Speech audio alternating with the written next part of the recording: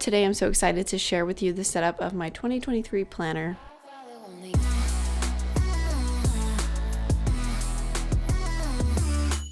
Hi friends, and welcome back to my channel. If you're new here, my name is Ashton. So the planner that I am using this year is the Hobonichi Cousin 2023.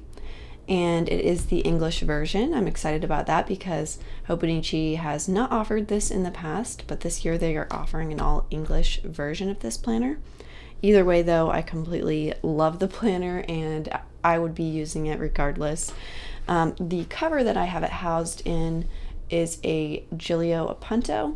It is in the undyed leather, which has been fun since I purchased this to see how the leather is already wearing in. I have to be honest, it's making me a little bit nervous. I have some spots and stains already, so I'm trying to be careful with this planner so that I don't wear the cover in too quickly, but either way, it's fun to just see the character of the leather and how it's changing already. So I really don't have much in my pockets for this cover so far. Once January 1st hits and I actually move in, I will set up all my pockets, but for now I just have a couple of things in here. This was a piece of packaging from a Happy Planner that I really liked and I cut it down. And then this was I think was a freebie that I got with an order from Shine Sticker Studio, and I thought it was really cute, so I put it in here to remind myself to use it. Inside of the leather cover, I also have a clear plastic cover on this planner. This is just the Midori A5 notebook cover. I purchased mine on Jet Pens, and it's nice because it just adds another layer of protection to the cover. But I also plan on making a vision board and then slipping that underneath the clear cover so you can see it as soon as you open up the cover. I just have a little Simply Gilded bow sticker.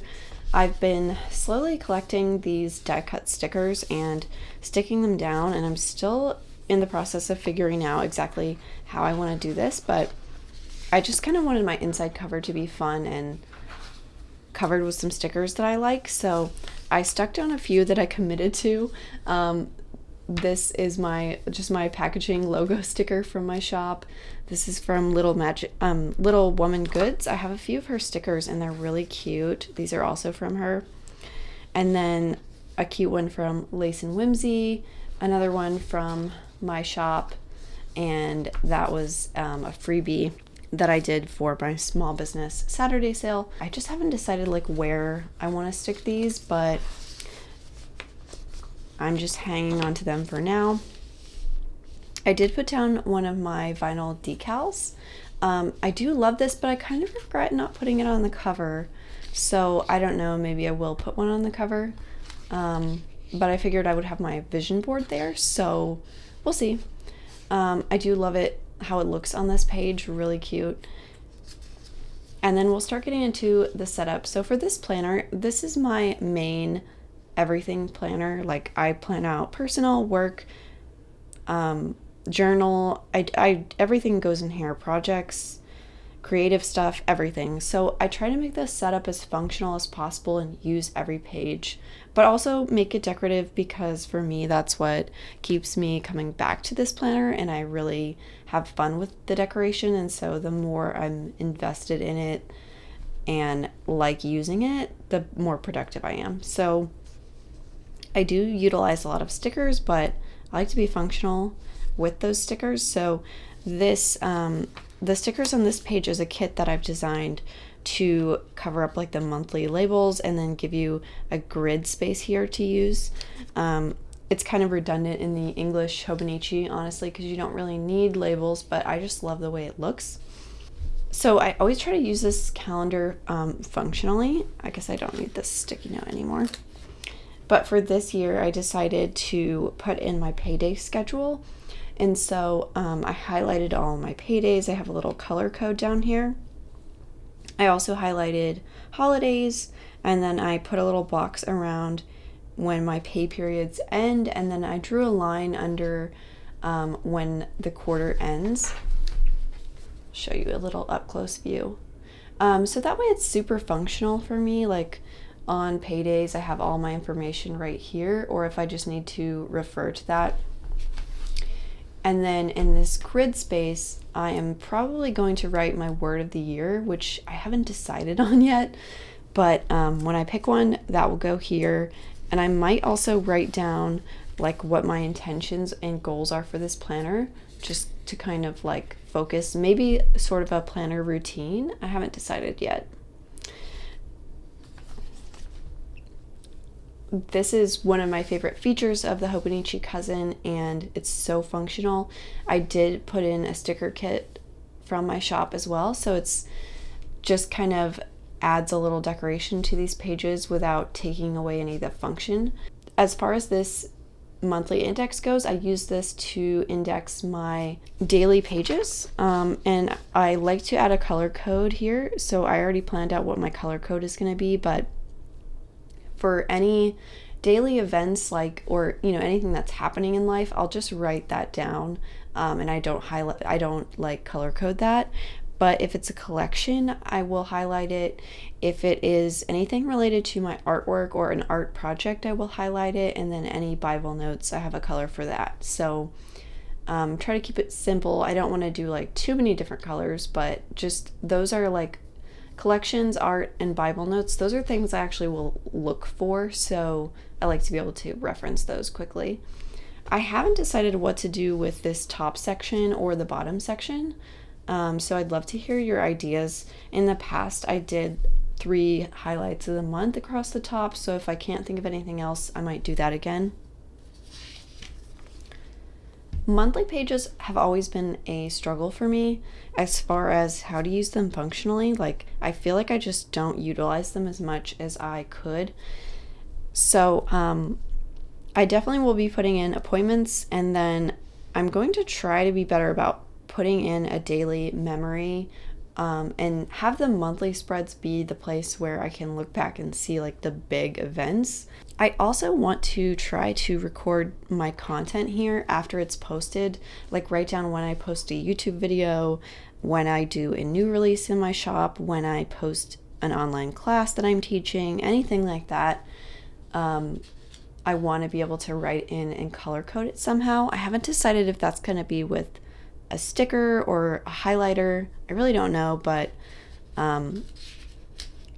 those are sort of my thoughts with the monthly. This is the section that's like the least planned out so far because I really do struggle with it. So the only thing I've done so far is put in some of my clear holiday stickers from my shop, and I like to just go ahead and put those in advance, at least for the holidays that I plan on like observing, or I just want to know when they are. And then I also did put in some birthdays with just these little birthday cake icons. I just put in like immediate family members, and so I didn't even write the person's name yet. I don't know if I will, but that way like I know whose birthday it is. I just want to see a quick reference. So that's it for the monthlies right now. And then weeklies, I'm not setting up anything in advance, but I've kind of used sticky notes to figure out like what I want to do with it. I think for the majority of this section, I just want to track my time. And this weekly section has been in my current cousin like a work in progress to figure out how I like to use it. So I'm finding that when I use this more functionally, like with to-do lists and stuff, I'm not loving it because I feel like when I flip back through, I can't really get a good sense of like what actually happened that day. Unless I highlight things, they don't really stand out. I did like when I was using it a little bit more simply, like just to block out time. So I'm thinking that probably is more functional for me. Just to like write the big projects of the day. I feel like with these pages, the less I have on them, the more functional it is, because when I look back, I can actually see what I was working on and how long it took and stuff like that. So I think less is more probably, but I'm okay with a little experimentation and continuing to see like what works and what doesn't work. With this blank space up top, I want to write a daily focus. And then on the sidebar, I want to make sure that I'm breaking down action steps for my yearly goals that I can work on each week, and make sure that those are in my left hand section. And then I haven't decided, I was tracking some health stats down here at the bottom, which I was thinking about moving health information to my Hobonichi weeks, as I shared in my 2023 setup video, but the more I've thought about it, the more I feel like it might need to come back into my cousin and then go at the bottom of the page, but I have not figured that out. So it'll be just a work in progress as usual to see what works and what doesn't work. This is a really helpful page in this planner. It's just a blank grid page before you get into the daily section. For now, for the first half of the year, I'm just going to fill out the left-hand page, and then I will leave the right-hand page for later on in the year, at least like halfway through the year or later, whenever I feel like I need to reevaluate my goals. I'll kind of like redo it and do part 2 here. But I like to do like a mind map sort of thing. I'm still figuring out all of my goals, and so once I do kind of finalize that, that will go here. And then we get into each month of the daily pages, and I love the setup of these. I love the blank page here, and I have some ideas for that. Normally I will like mind map my goals on this page, and I'm going to continue to do that. I also would like to add some currently sort of fun prompts, like what I'm watching, listening to, eating, working on, feeling, anything like that. Just kind of like give myself some prompts to fill out for the month. And then I also decided, I think I want to choose like a piece of washi tape to go right here. And then, because if I did that for each month, it would kind of create a visual marker. And I think it'd just be fun to like pick a different tape for every month and then see them as you're flipping through. So I'm going to do that. And then we have the daily pages, and I love these. Like, this is what is so exciting to me about the English planner, is that I can actually read the quotes here. There's a different quote every other day, so it's just going to be fun to read those. And I don't set up anything in my dailies in advance. I just use them as I go. And these are some of my ideas for each section of the daily page. So I was thinking with this top section, there's some little check boxes. So I'm thinking gratitude, or maybe this could be a place to put my health information, like water intake, exercise, sleep, anything like that. If I don't put it up here, I could also put it down here.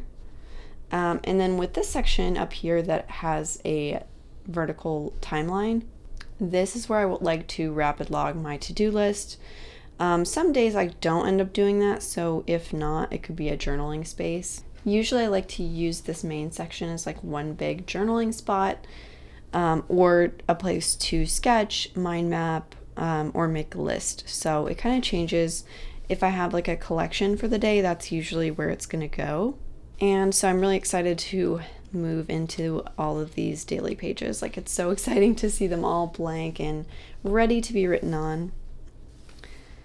So going through to the end of the year, there is a blank page here. I left this blank to maybe do a year-end review. We'll see. And then flipping into the notes pages, I did go ahead and set up a few of these pages. So what I decided to do is use this as a bullet journal style future log. I just set up a horizontal space for each of the months for this year, and so that way I could do any of my pre-planning here, breaking down my goals into each month.